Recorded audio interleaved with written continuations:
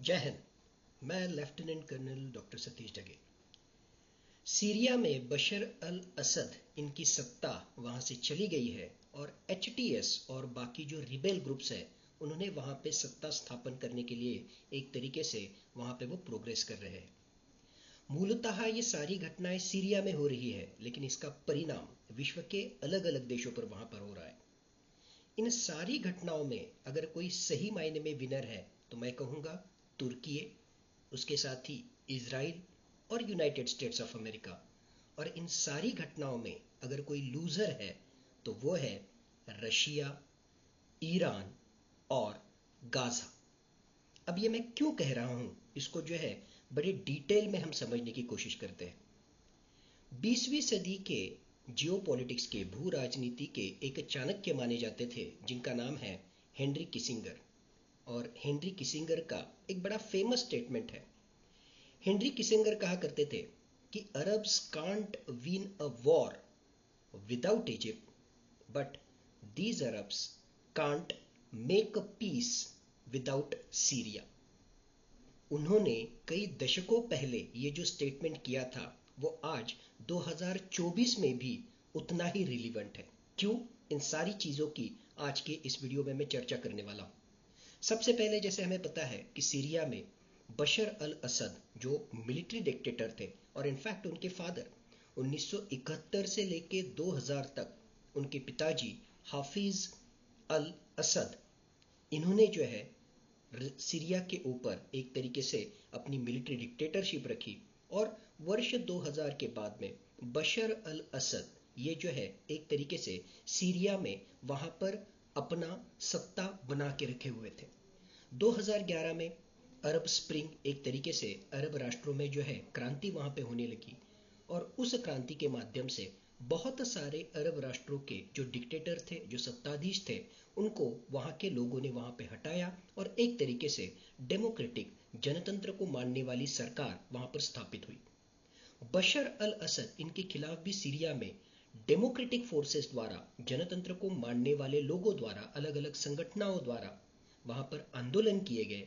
लेकिन इन आंदोलनों के बावजूद बशर अल असद इनकी सत्ता वहां पे बरकरार रही और उसके लिए महत्वपूर्ण जो कारण था उसमें बाहर की शक्तियां, मुख्यतः ईरान हो, रशिया हो और उनके द्वारा समर्थित जो अलग अलग तरह के वहां पर जो संगठन हैं, उन संगठनों की भी इसमें एक महत्वपूर्ण भूमिका वहां पे रही थी। अब इन सारी चीजों को अगर हम समझेंगे तो पिछले कुछ समय में कुछ महत्वपूर्ण घटनाएं वहां पे हुई और हमें पता है कि जिस तरह के जियोपॉलिटिकल अनसर्टेनिटीज यानी भू राजनीति में जो कुछ बदलाव हुए, जिन बदलाव में हमें पता है कि इजराइल के संबंध में जो एक युद्ध ईरान और ईरान समर्थित अलग अलग संगठनों द्वारा किया गया है, उसका भी कहीं ना कहीं खामियाजा सीरिया को वहां पे भुगतना पड़ा। उसके साथ ही हमने देखा कि ऑलरेडी रशिया यूक्रेन के साथ युद्ध में लगा हुआ है, उसका भी खामियाजा सीरिया को वहां पे भुगतना पड़ा, क्योंकि रशिया द्वारा यूक्रेन में उनके सैन्यों के द्वारा एक तरीके से लड़ाई की जा रही है, तो सर्टेनली रशिया द्वारा जितने ज्यादा पैमाने पर सीरिया में बशर अल असद को एयर सपोर्ट, एक तरीके से जो है सामरिक सामर्थ्य के मामले में सपोर्ट करना जरूरी था, वो रशिया के द्वारा नहीं किया गया। उसके साथ ही ईरान और उससे संबंधित जो अलग अलग ऑर्गेनाइजेशंस है, जिसमें हुती रिबेल्स है, जिसमें हिजबुल्लाह है, जिसमें हमास है, ईरान के खिलाफ भी इजराइल का युद्ध वहां पे शुरू है। इसकी वजह से हिजबुल्लाह का खिलाफ जो इजराइल ने युद्ध वहां पे छेड़ा था और उसकी वजह से हिजबुल्लाह का जो नुकसान हो गया, तो हिजबुल्लाह भी बहुत ज्यादा पैमाने पर सीरिया के बशर अल असद, उनकी जो नेशनल आर्मी है, उसको वहां पर मदद नहीं कर सका। और उसका एंड रिजल्ट ये हुआ कि सीरिया में एचटीएस नाम का जो संगठन है वो कहीं ना कहीं बशर अल असद के सीरियन नेशनल आर्मी के ऊपर हावी हुआ और उसका ही खामियाजा एक तरीके से बशर अल असद को वहां पे भुगतना पड़ा। शुरुआत में जो है सीरिया के नॉर्थ से शुरुआत होते हुए, जैसे हमने वहां पे देखा कि वहां पर अलेप्पो शहर हो या सीरिया का कोस्टल सिटी जो जियो स्ट्रेटेजिकली बहुत ही महत्वपूर्ण माना जाता है, होम्स, उसके ऊपर उन्होंने कब्जा किया। और सीरिया के साउथ में जो सीरिया की राजधानी है दमास्कस, उसके ऊपर भी जो है इन रिबेल्स ने या विरोधकों ने जो है कब्जा जमाया। अब ये सारा इतिहास जो है हमें वहां पे पता था। अब ये सारी घटनाएं होने के बाद में, जैसे हम कहते हैं कि दिखने के लिए ये सिर्फ सीरिया का वॉर था, सीरिया का गृह युद्ध था, लेकिन सही मायने में जियोपॉलिटिक्स के जो अलग अलग फैक्टर्स है, अलग अलग देश है, उन देशों को भी इसमें से कुछ फायदा मिला और कुछ जो है उनको नुकसान वहां पे मिला, और उन्हीं चीजों को डिटेल में हम समझने की कोशिश करेंगे। इन सारी घटनाओं में अगर सही मायने में कोई विनर है तो मैं मानता हूं तुर्की है। तुर्की ये जो देश है वो सही मायने में इस सारे कन्फ्लिक्ट में विनर बोलकर इमर्ज वहां पे हो रहा है। क्यों? क्योंकि हमें पता है तुर्की की सीमाएं जो है वो सीरिया से सटीक है। अगर सीरिया का सारा डेमोग्राफी, एक तरीके से उनकी जनसंख्या का हम विश्लेषण करते हैं, तो सीरिया के नॉर्थ ईस्ट में एक तरीके से कुर्दिश जनता यानी कुर्ड पॉपुलेशन जो है वो बड़े पैमाने पर है, और इस कुर्दिश पॉपुलेशन के ऊपर बहुत ज्यादा पैमाने पर इस तुर्की का मुख्यतः उनके जो राष्ट्राध्यक्ष है रचिप तैयब अर्दोगान, उनका इन्फ्लुएंस है। यानी सीरिया में जो कुर्दिश जनता अब तक बशर अल असद के खिलाफ एक तरीके से आंदोलन कर रही थी, तो ऑटोमेटिकली बशर अल असद जाने के बाद में अब कुर्दिश जनता भी चाहती है कि सीरिया में सत्ता में उनका वहां पर स्थान हो, और अगर कुर्दिश जनता को अपलिफ्टमेंट वहां पे मिला तो उन कुर्दिश जनता के ऊपर एक तरीके से इन्फ्लुएंस करने वाला महत्वपूर्ण जो फैक्टर है वो है तुर्की रचिप तैयब अर्दोगान, नंबर एक। दूसरी चीज, सीरिया में अभी एचटीएस जो संगठन है, जैसे हमें जानते हैं कि पहले अल कैदा और आईसिस से इस संगठन का, जिहादी ऑर्गेनाइजेशन का संबंध था, और एचटीएस जो है अब सीरिया में एक तरीके से हावी हो रहा है। इतना ही नहीं, वहां के जो जलानी, ये एचटीएस के जो मुख्य नेता है वो अभी सीरिया के एक महत्वपूर्ण सत्ताधीश वहां पे माने जा रहे हैं।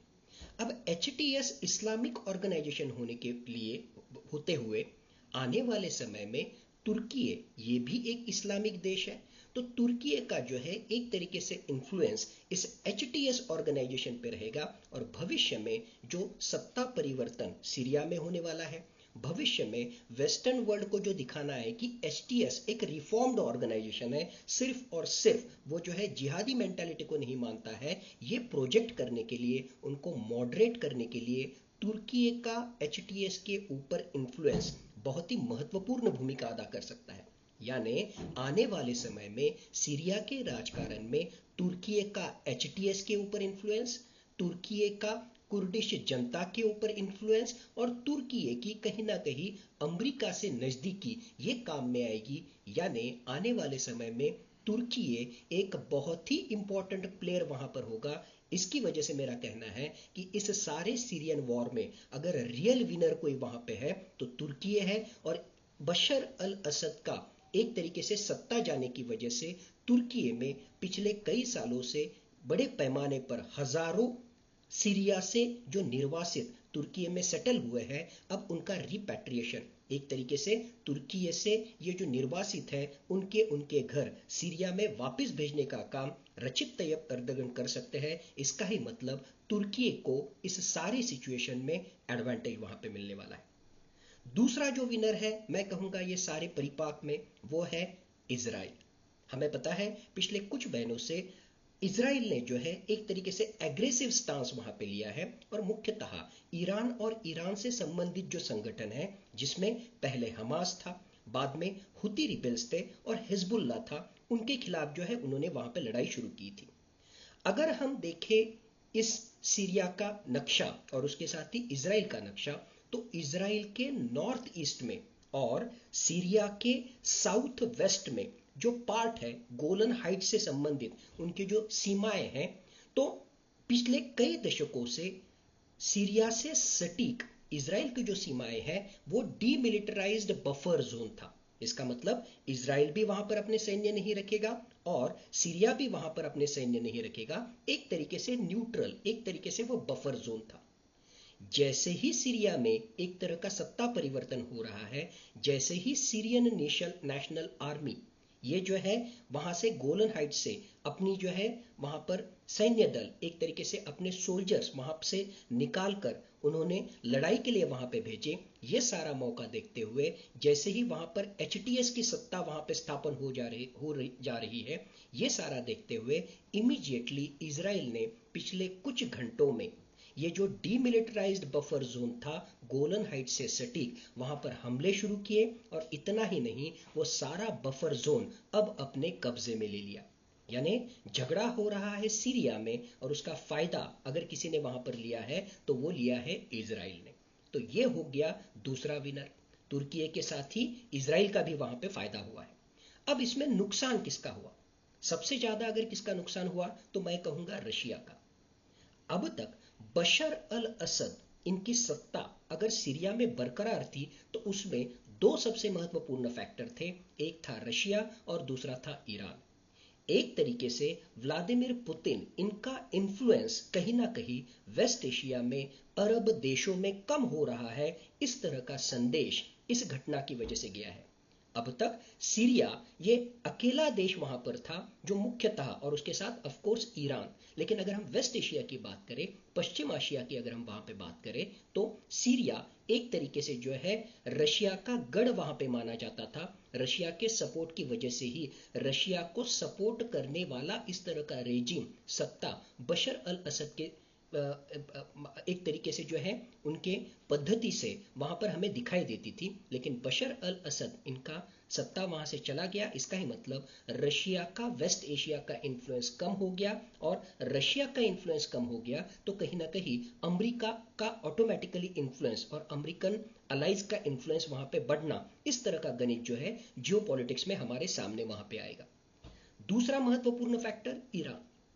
ईरान के हिजबुल्ला को पिछले कुछ महीनों में बहुत ज्यादा पैमाने पर जो है नुकसान सहना पड़ रहा है, और उसका महत्वपूर्ण कारण अमेरिका और इजराइल इनके जो कंबाइंड फोर्सेस है उन्होंने बहुत बड़े पैमाने पर हिजबुल्ला पर हमले वहां पे किए हैं। और हिजबुल्ला एक तरीके से सीरियन नेशनल आर्मी को सपोर्ट ना करने की वजह से ही बशर अल असद इनका रेजिम, उनकी सत्ता, उनका जो है बड़े पैमाने पर वहां पे नुकसान हुआ है। यानी रशिया और ईरान इनका इस सीरिया वॉर में बहुत बड़े पैमाने पर जियोपॉलिटिकली नुकसान हो गया। अगर ऐसा हम कहेंगे तो वो चीज गलत वहां पे नहीं होगा। तीसरा सबसे महत्वपूर्ण फैक्टर वो है यूनाइटेड स्टेट्स ऑफ अमेरिका। अधिकृत रीति से यूनाइटेड स्टेट्स ऑफ अमेरिका ने यह भाषण हम एक तरह की भाषा उन्होंने जो यूज की है कि सीरिया वॉर में हमारा न्यूट्रल स्टांस है, हम किसी के भी सपोर्ट में वहां पे नहीं है। अब ये डोनाल्ड ट्रंप की वहां पे भाषा है कि न्यूट्रल स्टांस हमारा वहां पे, लेकिन इसके माध्यम से आने वाले समय में बहुत सारी घटनाएं, बहुत सारे चेंजेस वहां पे हो सकते हैं। जब अमेरिका सीरिया की परिस्थिति से अपना हाथ वहां से उठा ले रहा है, या इनडायरेक्टली सारे विश्व को इस तरह का इंडिकेशन वहां पे दे रहा है कि सीरिया में हम इंटरेस्टेड वहां पे नहीं है, सीरिया में एक तरीके से जो है एग्रेसिव स्टांस वहां पे हम नहीं लेंगे। लेकिन डोनाल्ड ट्रंप का यह स्टेटमेंट बहुत ही महत्वपूर्ण है, क्योंकि भविष्य में इसी स्टेटमेंट या इसी जियो स्ट्रेटेजिक पॉलिसी की वजह से डोनाल्ड ट्रंप ने जो घोषणा की थी, या भविष्य में डोनाल्ड ट्रंप जो चाहते हैं कि इजराइल और हमास इनके बीच में के युद्ध को भी कहीं ना कहीं युद्ध विराम मिले, कहीं ना कहीं वहां पर सीज फायर हो जाए। क्यों? क्योंकि अब तक जो है इजराइल हमास के खिलाफ जो है बड़ा एग्रेसिव स्टांस वहां पे ले रहा था। इतना ही नहीं, हमास की जो है मिलिट्री इंफ्रास्ट्रक्चर और गवर्नेंस कैपेबिलिटी, उसको जो है पूरी तरीके से तहस नहस करने में बहुत बड़े पैमाने पर इजराइल वहां पर यशस्वी भी वहां पे हुआ था। लेकिन इसके बावजूद एक तरह का सीज फायर डील हमास और इजराइल के बीच में वहां पे नहीं हुआ था।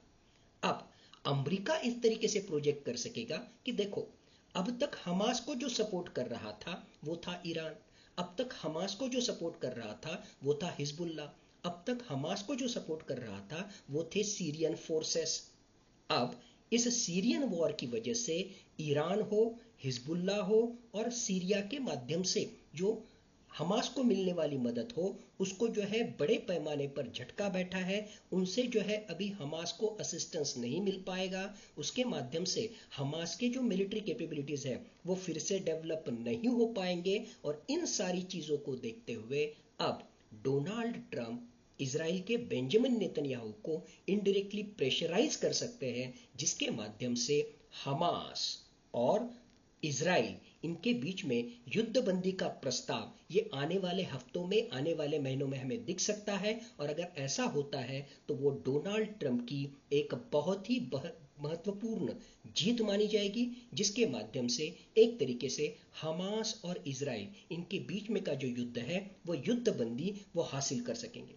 और इस तरह का पीस मैसेज अगर डोनाल्ड ट्रंप का रेजिम अरब देशों में वहां पे फैला सकती है, तो यही डोनाल्ड ट्रंप थे जिन्होंने 2016 से लेकर 2020 में अब्राहम अकॉर्ड्स, एक तरीके से ये जो वेस्टर्न नेशंस है, अमेरिका और उसके जो एलाइज है, उनकी नजदीकियां अरब देशों से वहां पे एक तरीके से बढ़ाई थी। इजराइल की जो है सऊदी अरेबिया और बाकी अलाइज के साथ में जो है दोस्ती वहां पर बढ़ाई थी। लेकिन पिछले कुछ सालों में हमास से संबंधित जो हमले इजराइल ने वहां पे किए, इसकी वजह से अरब देशों में का सारा गणित ही वहां पे बदल गया था।